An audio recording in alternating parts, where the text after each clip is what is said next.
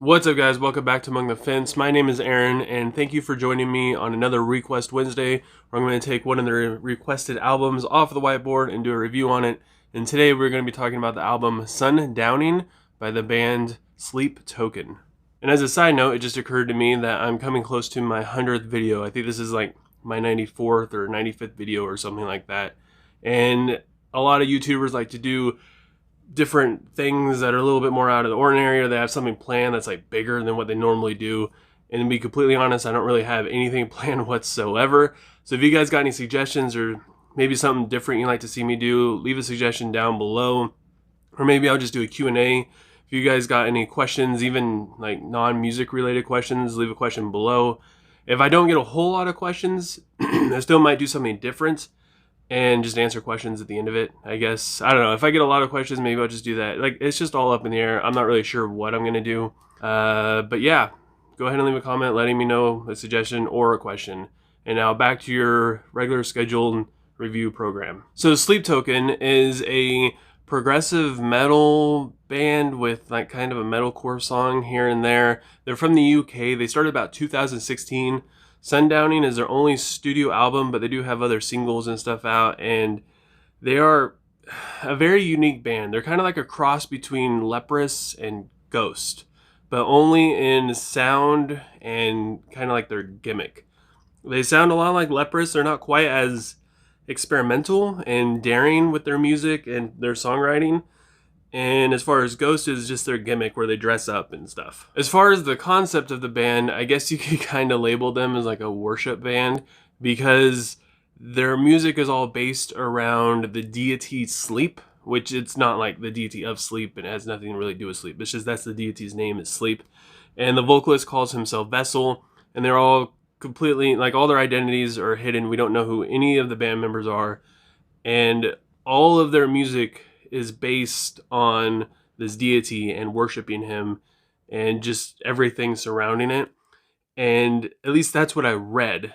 But then once I actually got into the album, it's completely different. It touches more on relationship issues, of like personal issues that Vessel has, and it's just so many different things. I believe there's only like 2 or 3 songs on this album that is specifically geared towards the deity of sleep, or like towards the concept of the band. And the vocals on every single song on this album are very beautiful and big and in front of a lot of the music, so it's very personal feeling, and it feels like it's just very intimate when the vocals come in on every single song. Even if they're not really in front of the mix, they still have an intimate feel to them. They feel very sincere and emotional, and you could really just feel what Vessel is trying to get you to feel emotionally. And yeah, like every song has its heart on its sleeve, it feels like, especially the stuff that gets really, really personal.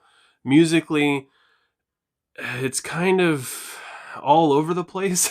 There's a lot of piano, really cool drum work throughout every single song. Honestly, the drums are probably the best part of this entire album. The guitar work, it doesn't have any like crazy wow moments. Sure, it's got some like kind of cool heavy riffs here and there, but nothing extravagant. It's mostly based on vocals, drums, and beautiful piano, and all of it is written extremely well. The first song on the album, The Night Does Not Belong to God, is about Vessel remembering people and the interactions he's had with people who don't believe in the deity Sleep.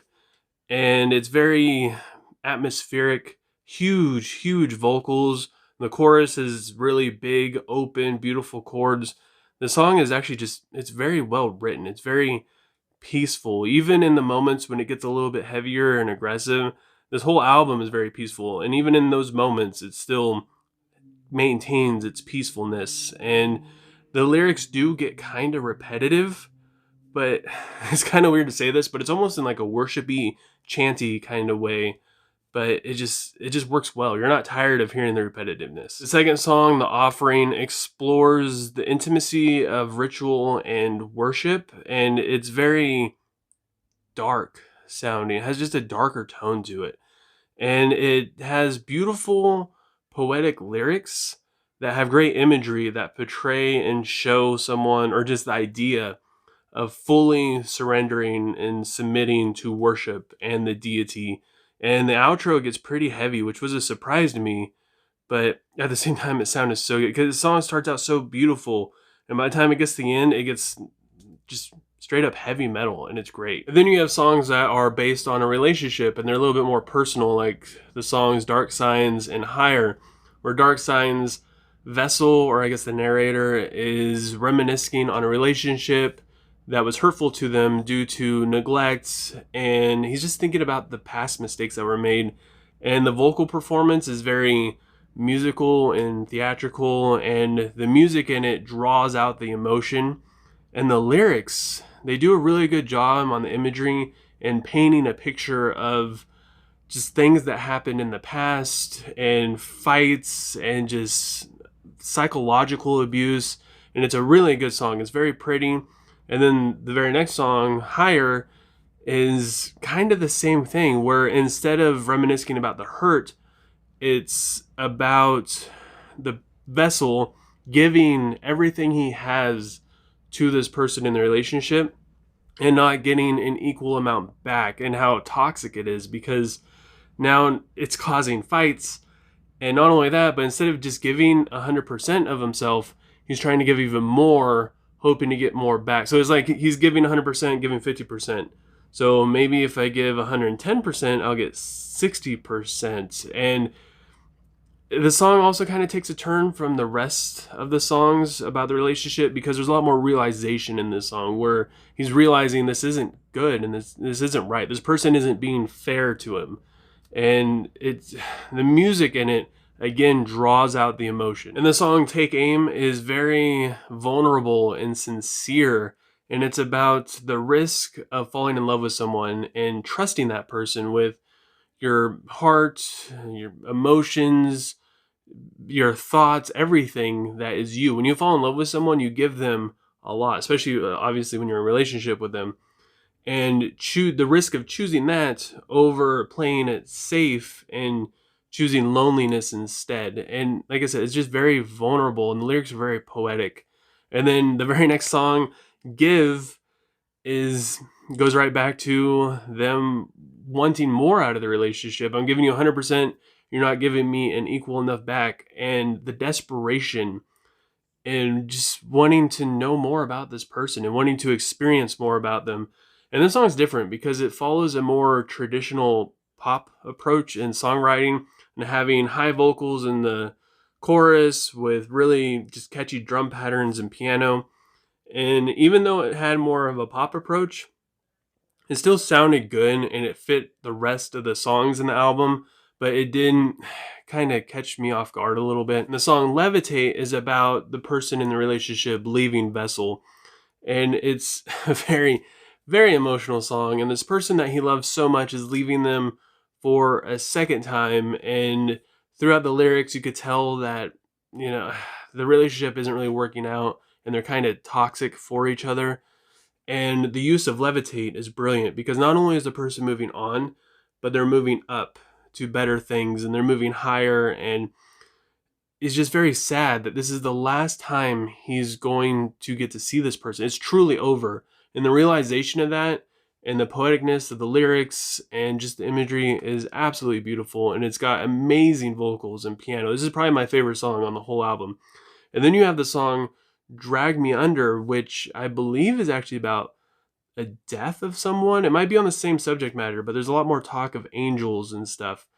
And that song is very beautiful in the sense of how significant it was to be part of that person's life, and how it was an honor just to be part of it, and how significant it was to have that person in your life as well, which a lot of people don't really think about too much when somebody passes on, or when they just lose a friend in general, about the significance on each other's lives. And that's also a very beautiful song. The song Sugar is about Vessel's love for his partner now becoming kind of dangerous and obsessive. And the use of sugar in the lyrics is referring to the addictiveness of sugar and its sweetness.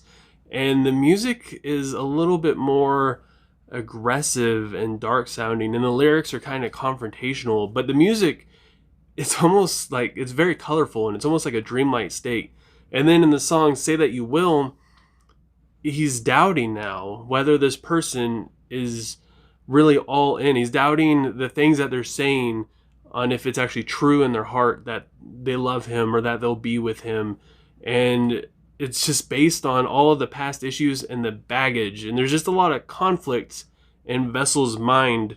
He's going kind of like back and forth of wanting to believe and just the doubt from things that happened in the past coming back in. And then there's the song Gods, which is kind of an oddball one for me because halfway through this album where it's all about relationship issues and stuff, all of a sudden we go back to the deity asleep and talking about gods again. And gods is about false gods that only exist because people believe in them. For instance, like a wall god. There's no such thing as a wall god. But now if I choose to believe that there is one, the only reason why it exists is because I'm choosing to believe in it. Without my belief in this God, it would not be here. And it's just kind of just bagging on gods that are false. And there's a lot of staticiness in the vocals. And it's just a straight up metalcore song. And that's another reason why it's kind of the oddball one here. Because you have all these beautiful, peaceful songs. And even though there is more aggressive, heavier elements to them, mostly towards the outros, you don't have anything that's just straight up metal. And then all of a sudden this song comes in and you're like, what the heck is going on? And it's just in the middle of the album. It takes away from the whole subject matter that you got going on with this relationship. And it's just weird. Like if you listen to this song all by itself, it's extremely just generic sounding. The lyrics are well written, of course, but musically it just isn't really there. It almost like takes a backward approach from what all the other songs do, where they start out soft and progressively get more and more heavier and aggressive. This song just starts out heavy and aggressive, and then slowly declines into a pretty piano. And yeah, it was just weird to me. And the last song on the album, Bloodsport, is a freaking tearjerker, man. He's singing about how he wants more than anything to give this relationship another chance, and he wants the other half of the relationship, or the person in the relationship, to be as vulnerable as he was in this second chance. And even though they're not really good for each other and it's kind of toxic, and he's referring to the relationship as a blood sport, it's got so much emotion in it. There's vocal breakup from the emotion, and it's very vulnerable and so sincere. And it's even complete with Vessel sobbing in the outro. He's crying, and it just hits so hard. I remember the first time I listened to this, like I felt it, and then I heard him crying. I was like, wait, hold on. And I went back and listened to it again, knowing how strong the emotion was for him. And yeah, it hits hard. This is a good song, good closing song. The peak of the emotion and the desperation is there, and it was absolutely beautiful. Now, the only issue I had with this album is that it follows the same formula for every single song. It starts out with either a piano or some kind of synth beat that's very just groovy and relaxing, and the vocals come in and they're just very vulnerable, kind of like Leprous, if you're familiar with that band at all. Very vulnerable in front of the mix, very powerful vocals with beautiful lyrics. And then as the song progresses, it gets past the first chorus and there's more instruments added in, maybe some guitar work or maybe a little bit jazzier drum beat. And then after the second chorus, it goes into an outro or a bridge that now becomes like more metal and distorted guitars and a catchy, groovy riff. And it sounds good, but over the course of 12 songs, they're all done this way, minus the song Gods and Bloodsport. I believe Bloodsport is pretty gentle all the way through, but Gods is the same thing, just turn it around, where now you have the heavy metal in the beginning and the soft, gentle music at the end. And it's just very predictable. Every single song on this album, after you've heard the first 2 or 3, you can basically guess exactly how it's going to go. And that gets kind of old after a while. I was also kind of let down by the fact that I went into this band thinking it was going to be more of a concept mythical kind of story, given the base that they're singing about a deity called sleep. And the first two songs on it was true to that. And I was like, yes, I'm in it for this awesome story and this roller coaster, and hearing about just the creativity that these guys are going to put into this deity and just the story of it. I was so into it. But then he started singing about a relationship, and I was just really confused. I was very confused. I was like, is he in a relationship with this god, with this deity sleep? I don't understand what's going on. And then I started to realize that that's just actually kind of what the album's about. And then all of a sudden the song Gods comes in, where he reverts back to that mythology, and then he goes right back into the relationship. Maybe I'm too dumb to see the concept in the other songs that were more about the relationship. Maybe I'm just missing it. It's going completely over my head. But that was kind of let down too, is just that the subject matter, I was really into this concept. It's like Rivers of Nil, where owls know my name. That it's a beautiful story and concept to it. Also, Melancholy by Shadows of Intent, again, beautiful storytelling all the way through. It would have been completely ruined if out of nowhere there's just a song about a relationship that the vocalist had, and then the next song is kind of the same thing, and the next song, and the next song, and it just builds on each other.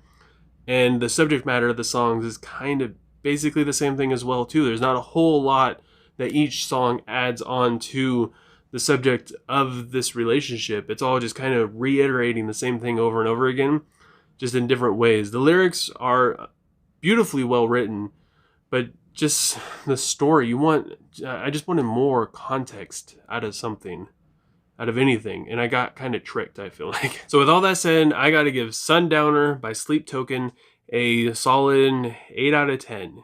Even though it had these flaws that I just mentioned, it still is damn good. But I want to know what you guys think. If you've listened to Sundowner before, go ahead and leave a comment below letting me know what you thought. If you haven't listened to it yet, go ahead and give it a listen. It's a pretty long album, so maybe just give it a couple songs to listen, maybe the ones I mentioned, and let me know what you would rate it. And if you enjoyed this review, don't forget to give it a thumbs up. If you didn't, feel free to give it a thumbs down, but let me know why either way you either enjoyed it or why you didn't enjoy it. Maybe I could do something different in my reviews, or maybe you just thought this was the greatest album in the whole world, deserves a 10, or it sucks and it deserves a 1. I'm giving you guys my opinion, so I'd like to hear yours. And if you would like to be part of Request Wednesdays and you want me to review something, leave a comment below letting me know what you want me to review, and we'll throw it on the whiteboard and we'll make it happen for you. And if you do that and you just happen to like what you see here, please feel free to subscribe and click the little bell icon, that way you get notified when I do upload, that way you don't miss out on any future reviews, especially if you leave a request asking me to review an album, that way you don't miss out on it. And with that, I hope you guys all have a good rest of your day and you're staying safe, and I will talk to you guys next time. I was just an ignorant kid relying on my parents' to save me.